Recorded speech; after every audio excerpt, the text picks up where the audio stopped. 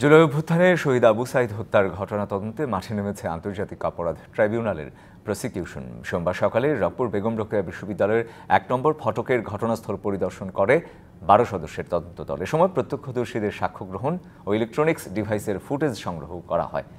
আবু সাঈদ সহ জুলাই বিপ্লবের সব হত্যার আন্তর্জাতিক মানের বিচার নিশ্চিতের কথাও জানিয়েছেন তদন্ত দলের প্রধান।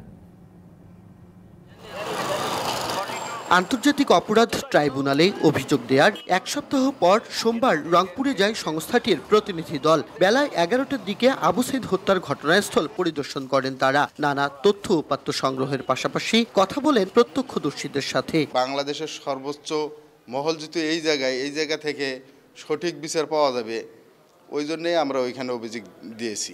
১৬ই জুলাই আবু সাঈদ হত্যার পর বিতর্কিত এফআইআর করে সমালোচনার জন্ম দেয় পুলিশ। সরকার পতন হলে ১৮ই আগস্ট আদালতে হত্যা মামলা করেন সাঈদের বড় ভাই রমজান আলী। তদন্তের দায়িত্ব পায় পুলিশ ব্যুরো অব ইনভেস্টিগেশন। অগ্রগতি না হওয়ায় আন্তর্জাতিক অপরাধ ট্রাইব্যুনালের শরণাপন্ন হন তারা। তাদের যাতে এমন একটা শাস্তি হয় যেটা শুধু এই প্রজন্ম না, আগামী যাতে ১০০০ বছরেও কোনো বাঙালি ভুলতে না পারে। সিল্কোর সিল্ক অ্যান্ড শাইন, যাতে আছে আর্গান অয়েল ও ওট প্রোটিনের গুডনেস, যা আপনার চুলকে রাখে হেলদি অ্যান্ড শাইনিং।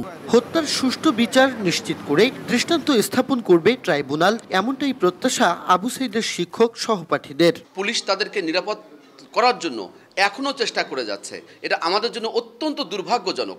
ভুল যেসব মানুষের নামে মামলা করা হয়েছে সেগুলো বজায় আছে, যারা অপরাধী তাদেরকে এখনো পুরোপুরি ধরা হয় নাই। এই মামলাটা যদি রংপুর থেকে যদি আইসিটিতে যায়, তা আশা করি আইসিটি যে দৃষ্টিকোণ থেকে তথা বাংলাদেশের বর্তমান সরকার যেভাবে দেখছে এই মামলাটা, জাতি যেভাবে প্রত্যাশা করছে, সেই দৃষ্টিকোণ থেকে আইসিটি তার অবদান রাখবে বলে আমি মনে করি। ট্রাইব্যুনালের প্রসিকিউটর জানান, প্রাথমিক তদন্ত শেষে মামলা গৃহীত হবে, বিচার হবে আন্তর্জাতিক মানের। আবু সাঈদ সহ যারা এখানে শহীদ হয়েছে তাদের এই ঘটনাগুলো আমরা তদন্ত করে সত্যতা যাচাই করে তথ্য উপাত্ত সংগ্রহ করে আমরা এখান থেকে যাব। আমরা শুধু নামে আন্তর্জাতিক থাকতে চাই না, আমরা মানেও আন্তর্জাতিক হতে চাই। ১৬ই জুলাই বৈষম্য বিরোধী ছাত্র আন্দোলনের সময় পুলিশের গুলিতে নিহত হন বেগম রোকেয়া বিশ্ববিদ্যালয়ের শিক্ষার্থী আবু সাঈদ। হত্যা মামলায় এ পর্যন্ত ৩ জনকে গ্রেপ্তার করেছে PBI. Majed Masud, DBC news, Rangpur.